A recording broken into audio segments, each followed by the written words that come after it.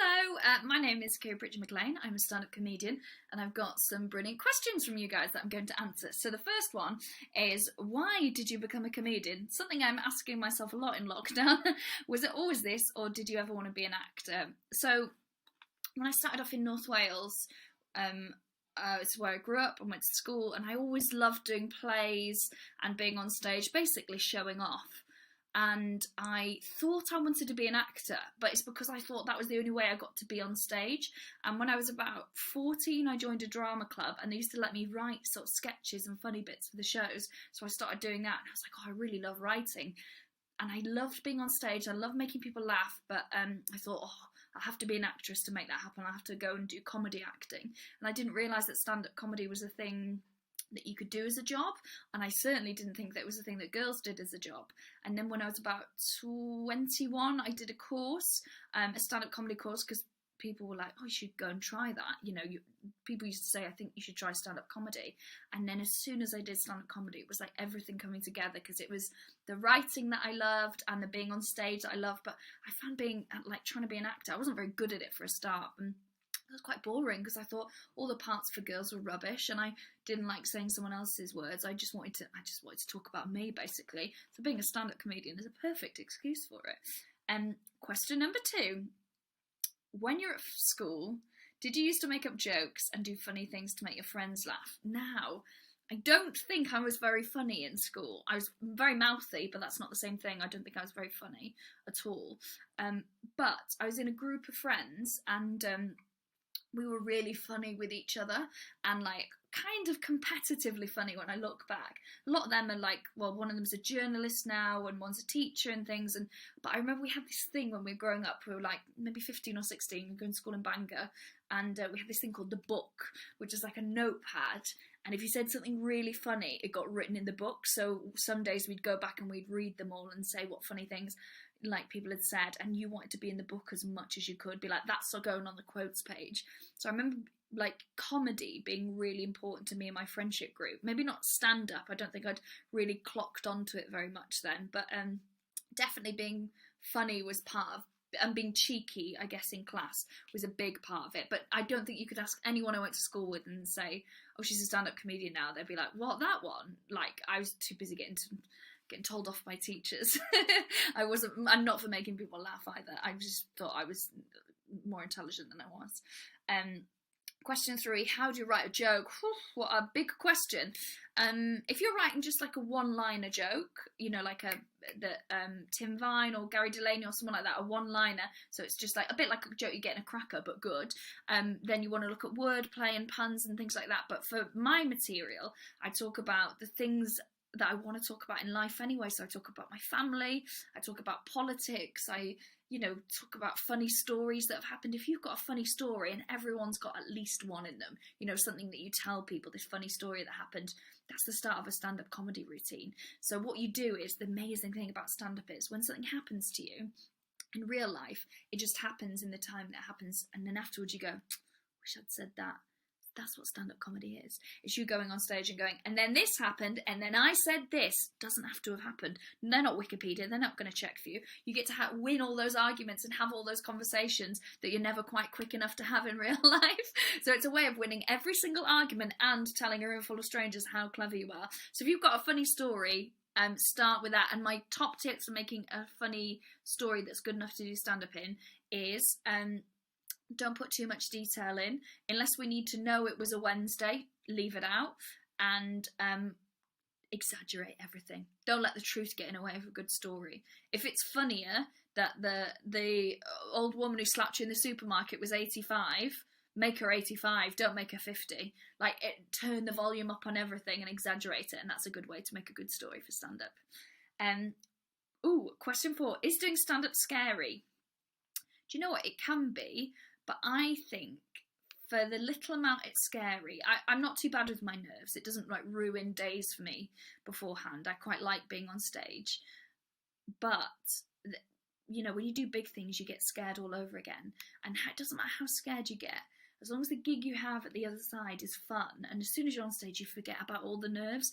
You're just doing it, and the reward of people laughing is so much bigger than the nerves, which is why stand-up comedians keep doing it again and again and again. So it can be a bit scary, but the more experienced you get, the less scary it gets, because the scary things are things that we don't know about, that we haven't got experience of.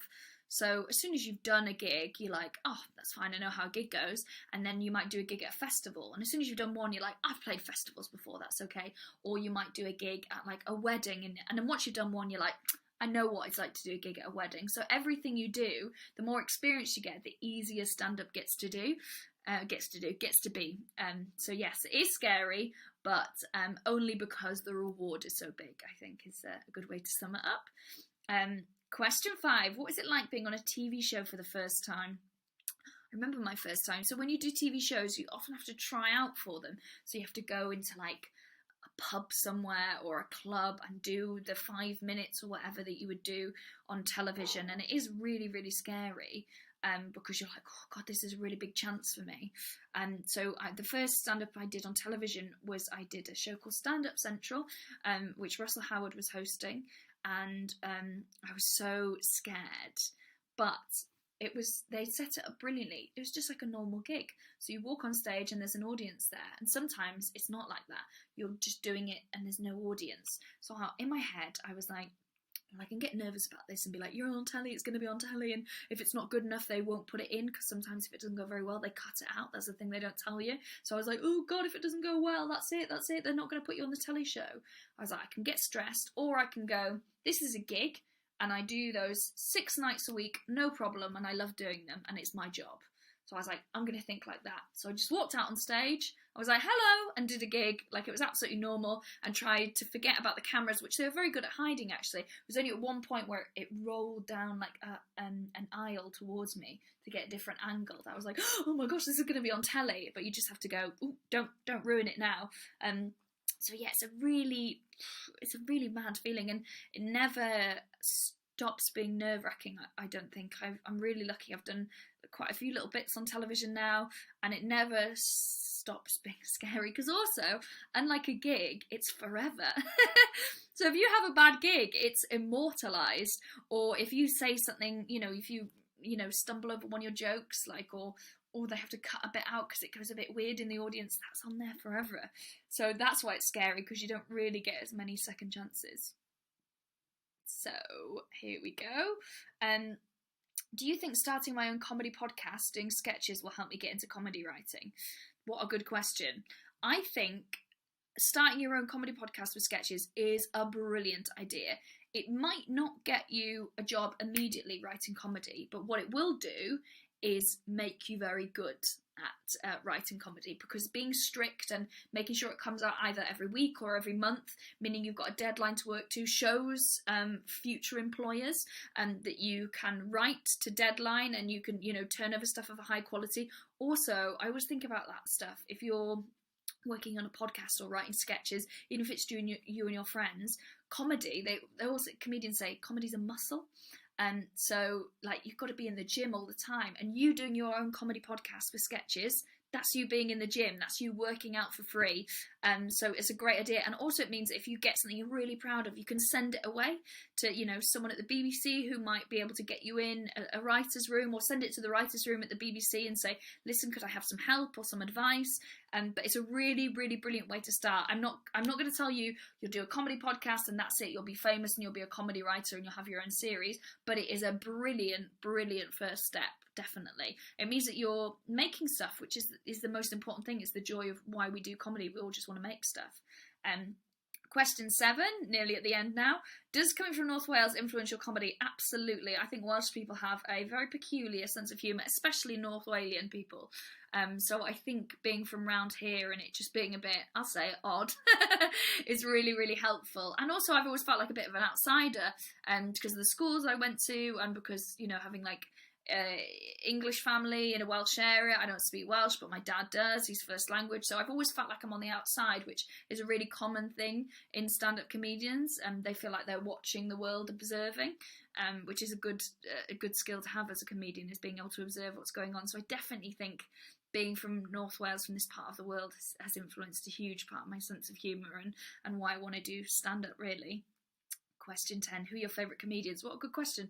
I love a comedian from America called Maria Bamford. She's brilliant. And there's loads of absolutely brilliant British comics as well.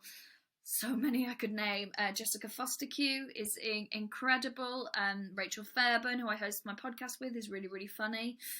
Stephen Bailey is brilliant. Lolly Adefope is amazing. Susie Ruffle, Tom Allen. There's so many. James Acaster, Nish Kumar. So many brilliant comedians. We're really, really lucky to have some of the very best in the world in the UK doing comedy. What are your favourite comedy TV shows? Another great question. I used to like the series It's Always Sunny in Philadelphia. I think is really funny, although they're all horrible on it, which I think is amazing. The League of Gentlemen is the reason that I started doing comedy. I started watching those. I was blown away as a teenager, and I was like, never seen anything like it. These are all quite dark ones, though. This is not meant. Don't watch this with your family. Maybe wait till you're a bit older. What else do I like? And then I do like sitting down and watching like panel shows and stuff when you just switch the telly on. It's especially if it's people you like on it that you think are funny is really great. Yeah, tip me off if there's any comedy shows that I should know about. Last question: what job would you do if you weren't in comedy? I'd be teaching, definitely. I used to teach at the drama club that I went to, actually. I started teaching when I was about 15, loved it. I think young people are absolutely amazing. And I also, for the first maybe 6 years of doing stand-up comedy, I would teach stand-up comedy workshops for young people, for homeless people, for all sorts of people. But it's young people are like the best. They've just got, when you're grown up, sometimes you're not the person that you want to be. You're the person that you hope you will be. Whereas young people, they're still working it out, and they just say what they feel a bit more. They're a bit more honest. Also, school is such a funny place to be. You're with your friends. People like show off and get in trouble. I think I'd definitely be a teacher. Because I miss it. It's one of the things I really miss is not being able to teach as much anymore. So yeah, that's a bit of a rubbish. Also, I think teachers is like policemen and police officers. It goes in families, and every single person in my family is a teacher except for me. So I'm the letdown. I hope this is useful. I've gone on for twice as long as I should. Yeah, and if you're in North Wales, one of the things I want to say to you is, don't let being from an area that isn't a big town stop you from doing exactly what you want to do. Because I thought for years I wouldn't be able to do like my dream job because of how would I do it? I live in North Wales. There aren't comedy clubs, and there wasn't loads of big theatres and things. But you can do it. And just because you're from here doesn't mean that you should give up and let those lot in London do it all. You've got just as much talent. I hope that's useful.